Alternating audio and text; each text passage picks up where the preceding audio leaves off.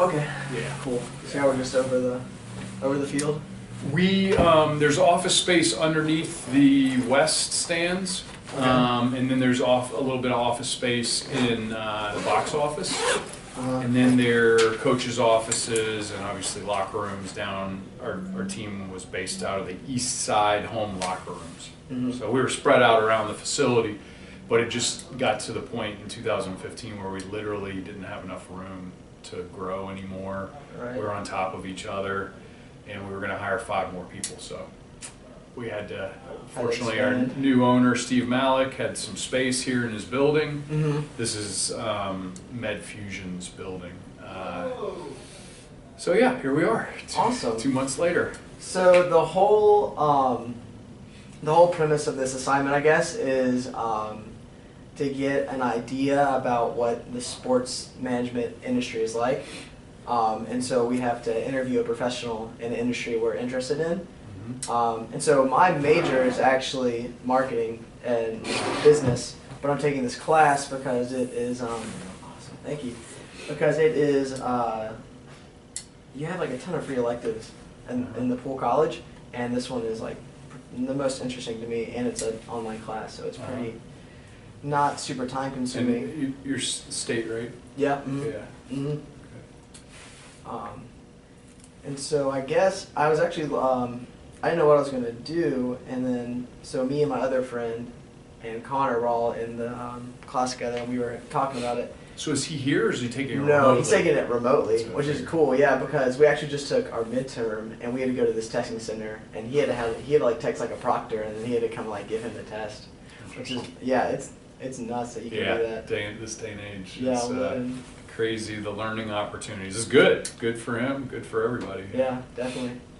Especially because he's able to stay in school while playing, which is a cool concept. So I was doing some research, and you've actually worked like everywhere. I was really surprised, especially with Kansas City, but I'll get to that later. I guess I want to start at the beginning. So you played at State, right? And also at Ravenscroft. I did. Which is like right, because I grew up in Fuquay. So I've been around here, my whole life. And so you start just playing soccer at like an early age, or?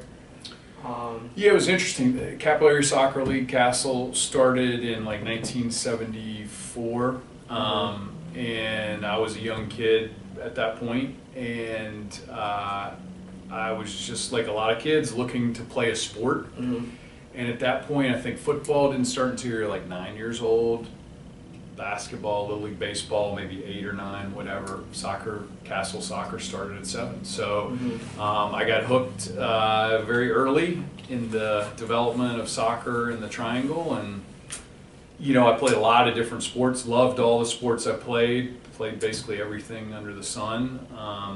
But stuck with soccer, throughout college, and then was fortunate to get a job opportunity with Adidas in 1992 as preparations for the World Cup was coming here in 1994, the Men's World Cup. And so did you like market with Adidas and help like generate, I guess, hype and stuff for the World Cup? For the World Cup, yeah, as well as grassroots soccer, college soccer. So it was a perfect first job after kind of I'd spent so much time as a player. How did you get in contact with them?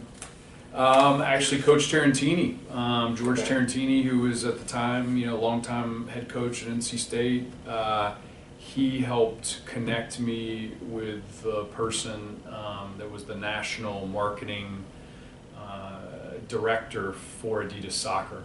They were hiring 4 people. And I went and interviewed at the coaches convention in Pittsburgh in 1991 or 2, and the only advice Coach Tarantini gave me was just tell them you will move anywhere. If you really want the job, tell them you'll move anywhere.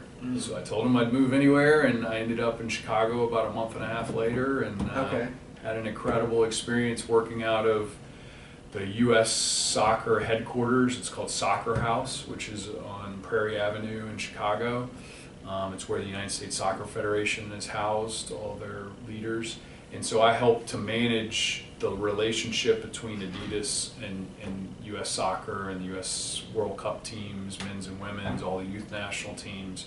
And I was a regional rep for Adidas soccer throughout the Midwest. Mm-hmm. So North Carolina boy packs up, moves to Chicago, and it was an incredible 3 years there. I actually met my wife there as well. Yeah. Wow, that's incredible.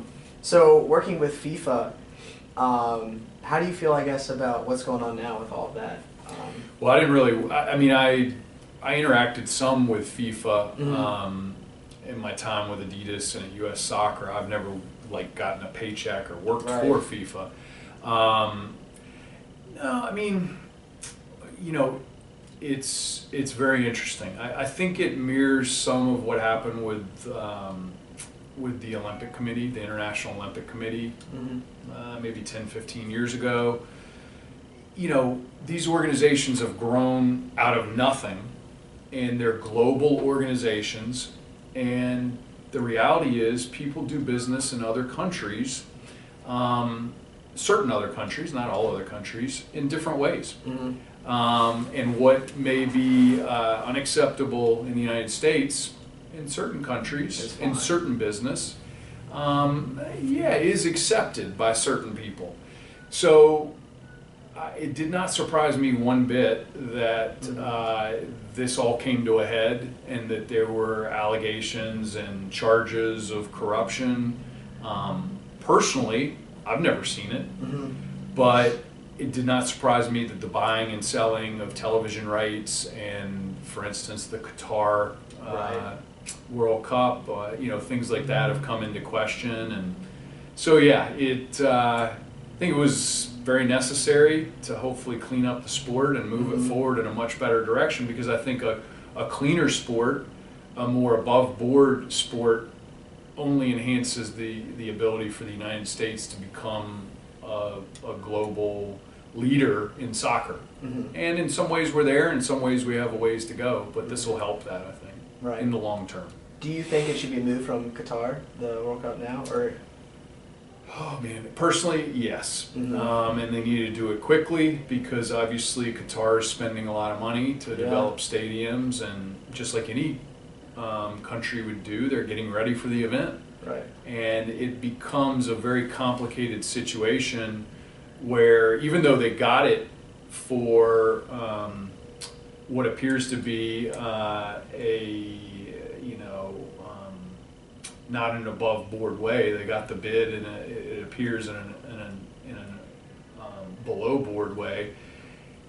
As it gets complicated, because as time passes, good people spend good money in building things, infrastructure, and there's a ripple effect of negativity that can happen when you then pull that away after those facilities have been built. We're talking hundreds of millions of dollars of investment. So every day that passes, I become less dialed into pulling it out of Qatar, because I understand the investment that it takes to host a World Cup and infrastructure. Here we have all the stadiums ready. I'm down to have it here always. We will, and hopefully it's sooner rather than later. 2026 appears to be the best opportunity for that. But a lot of these other countries that host have to build stadiums, and that was 6 years ago when they were awarded the World Cup. So in theory, there have been 6 years worth of work that good people in the country have put in. So it's pretty complicated. Yeah, definitely. It's a complicated answer to your simple question. Well, then you have too, I guess in Brazil, I was reading articles about how now they have nothing to do with all of the stadiums that they've built, and so now they're just sitting there. Some of them, Some it's sad. Some, you could say the same things for the last Winter Olympics. Too, was it in Russia? I don't even know, but a lot of countries have such a desire to get these events that they don't make good long-term decisions on where they build the facilities and how they build the facilities, and they need to create more of an ability for them to be changed into things that are used more. I was just in Salt Lake City at Deer Valley skiing a couple weeks ago, and so I was where the 2002 Winter Olympics were held, and I was skiing down the same slopes that our Olympians were skiing. Obviously, not quite as steep as what they were doing, but the point is the same facility they used for the downhill or the alpine ski events could be transformed so that Joe Schmo skier could use it. Well, the soccer stadium in Manaus that they built in Brazil, in the middle of the Amazon jungle, is just not getting used enough. Guess what? What a shock. It was built in the middle of the jungle, where there are no people that live there, or very few people that live there. Certainly not enough to fill a stadium on a weekly basis. So, yeah, some of the decisions that are made of where these facilities are built is not well thought out. Mm-hmm. But getting back to your career, so after you worked with Adidas for a while, you became coach at Kansas City? So Adidas, I came back to Raleigh. I worked at Ravenscroft School. I was the first director of alumni affairs there. I'm very proud to say that. And coached boys and girls soccer. I also was a volunteer assistant coach for one of the first pro teams, Haleyland, in the Triangle, the Raleigh Flyers. Ended up going from there to being the full-time assistant coach for George Tarantini, NC State, for about a year and a half in the mid-90s.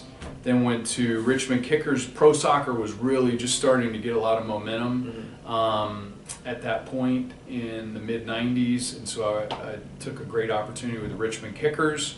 Was there for 3 years as the general manager of the Richmond Kickers Division II pro soccer team.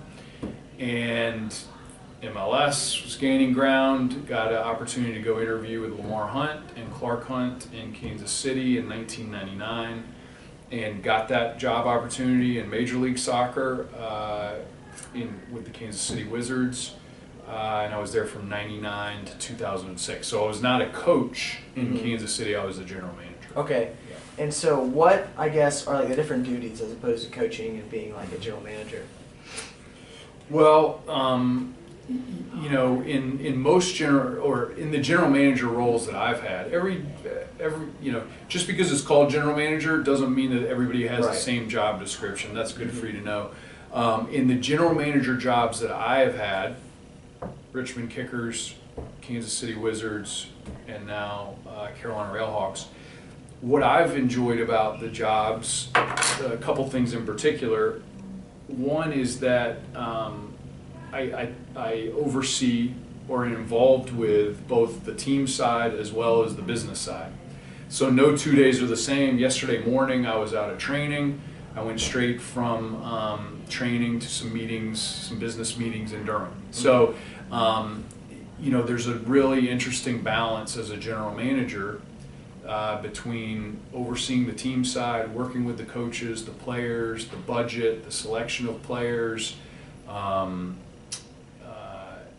to the business side, overseeing the revenue streams and the expenses of the business, developing marketing plans, hiring front office staff, that type of thing. So that's the variety in the job, the development of the sport are kind of what gets me up in the morning. So when you were making those like marketing decisions for the MLS for Kansas City, do they have like certain like rules you had to follow, or like, and was that like difficult kind of to balance like what you wanted to do kind of with like what the MLS wanted you to do, or did those kind of coincide with each other? Did the league, you saying, or did the league interfere in our marketing, or like, so like, did they want you to do things differently than you'd want to do, or are you getting at the single entity structure of MLS, or are you just in general? Just kind of like in general, how's the league roll with the teams? like how's it like interact? Interesting question. There's always, there's some clear things that are the domain of the team, and there's some clear things that are the domain of the league. The league is in charge of making sure that the competitions are fair, that referees are unbiased, that the rules of the game are implemented, that minimum standards are implemented in organizations. And then the organizations, the Railhawks, are in charge of, selling sponsorships and tickets, partnering with the local community in their leases, both for their office, their stadium, marketing the team locally, that type of thing. But then there are areas where the businesses overlap. Sponsorship sales. When the league sells a national sponsor, then they're, say they sell a sponsorship with New York Life or what's a better example? XYZ Health Insurance Company, and locally here we work with Blue Cross Blue Shield. Well, there has to be a lot of communication between the league and the teams as to what rights the league has in terms of signing national sponsors and what rights stay with the local team. Another example would be a national TV deal. Say NASL signs a national TV deal with CBS Sports. They have certain rights to do that. We have certain rights to local television contracts. So there is overlap. There can be, I would say, disagreement at times. But at the end of the day, the league is run by the owners. The league is run by a board of governors, and the board of governors are made up of the league owners, and they help to dictate budget and planning and infrastructure to the commissioner, who then carries it out at the league level. So those are the basic inner workings of how the league and the teams interact. Every situation's a little bit different, but yeah, each entity has certain boundaries. Cool. And so after you were at Kansas City, did you work for the Hurricanes for a little while? I did, yeah. Okay. After Kansas City, I worked for the Hurricanes for a couple of seasons as director of marketing. Fantastic experience. They were just coming off winning the Stanley Cup, and a lot of ideas are really good when you're winning like that, and there's so much momentum. But I think that was, look, I'm a soccer person, I'm not a hockey expert, but Jim Rutherford welcomed me there, and I think really I appreciated being a part of the organization. I think they appreciated the fact that I was from the community, and I had a good feel for, kind of the DNA of the Triangle and North Carolina.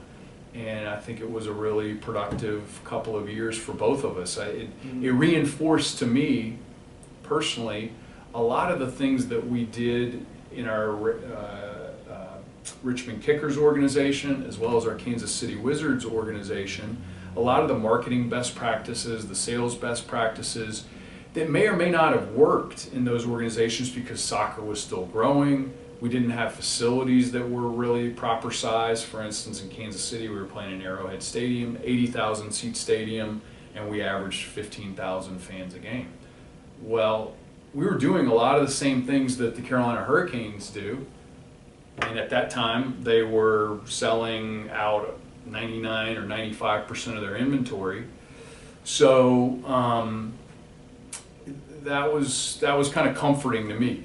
I really felt like, look, we're doing the right things in soccer. Growth is going to happen when we get the right size facilities built, soccer-specific stadiums, the fan base develops more, grows more, and that's been the truth over the last 10 years.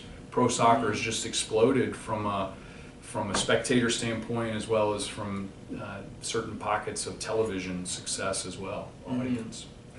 And so then when you became the president here, how did you make that transition? Did some of the Railhawks reach out and say that they wanted you back in the soccer world? Yeah, actually, in this situation, I got a phone call from a friend that works in soccer. He was the head coach of a pro team, and he had heard that they were looking for a president, GM, in this market. I was from the market, and obviously have strong ties and passion for growing the game here, and just all kind of came together well. That is awesome. So what makes, this has always confused me a little bit, so what makes a Railhawks an NASL team as opposed to an MLS team? Well, it's no different from, you know, what makes the Durham Bulls a AAA team and the Atlanta Braves a Major League team. Really, fundamentally, it's the choice of the owner, as well as in cooperation with the league. So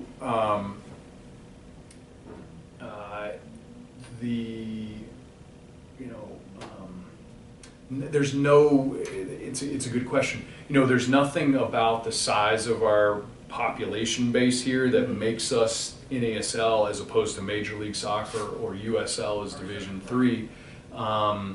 It really comes down to owner preference, and we have a new owner, and he bought the team from the previous owners, knowing that it was a Division II NASL team, kind of the equivalent of AAA baseball. But at the same time, being, you know, part of the reason why I bought the team is because he's very bullish on this marketplace, a big believer in the growth potential. Does that mean Major League Soccer? Does that mean women's professional soccer? You know, does that mean, you know, just a bigger, better version of what we are right now? Who, you know, time will tell. But there's nothing that basically slots you in to, you have to be in this league if you're in this size market, if that's what you're getting at. Yeah. It's basically business partnerships. The owner deciding which league that he wants to be in, and the league accepting that owner. It's really as simple as that. Awesome. So I guess talking about soccer growing more, mentioning women's soccer, do you see like a women's team in the future here in Raleigh or in the Charlotte area? Well, we got 40 years worth of youth soccer history here. We've got about 20 years worth of professional soccer history on top of that. Some of that's been women's professional soccer history.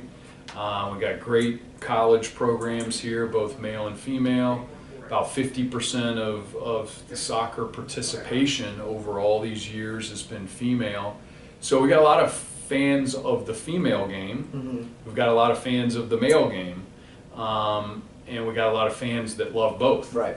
So yeah, I think as women's professional soccer grows, I think that there's a tremendous opportunity to add a women's professional team here at some level. You know, and I would say in the next, you know, 3 to 10 years, I think that's pretty likely that would happen. You know, it's somewhere in the Greater Triangle area.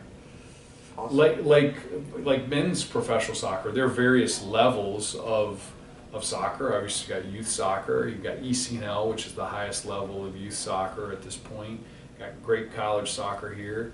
We've got amateur soccer after college for some elite players, and then you've got, you know, kind of for-pay professional women's soccer available. I suspect there'll be leagues that are added, and it's just going to continue to grow. Awesome. So as the Railhawks grow, do you foresee y'all, which I hope is not the case, but ever moving to Charlotte just because it's like that's where the Hornets and the Panthers are, or would y'all want to stay in Raleigh? But do you think Raleigh's big enough to handle, I guess, what would be necessary to have like a MLS team? Like, would y'all have to get a new stadium if that were the case, if you ever made the upgrade? So a couple questions there. I don't see any scenario where we would move to Charlotte. I think this marketplace is very, very good at all levels of soccer. I think that you know, if you're asking what would it take to bring MLS here, I think the main thing that it would take that we don't have is a 20 to 25,000 seat stadium that has the dimensions of soccer. Interestingly, we have 3, as you know, college football stadiums within about 18 miles of each other, 20 miles of each other, something like that. Mm-hmm.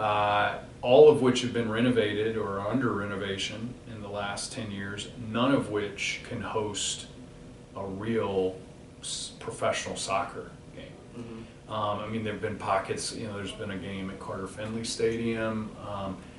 The field's like 55 yards wide or something, so it's not really something that could be duplicated. You couldn't have the Railhawks couldn't play in Carter Finley Stadium because the field's not wide enough. The Railhawks couldn't play in North Carolina's football stadium, name's escaping me right now, because the field's not wide enough. Railhawks could not play in Wallace Wade Stadium because the field's not wide enough. So it's unfortunate. It's really unfortunate. Arrowhead Stadium in Kansas City was built, I think, in 1970 with soccer in mind. Okay. The dimensions of the field were set so that soccer could be played there.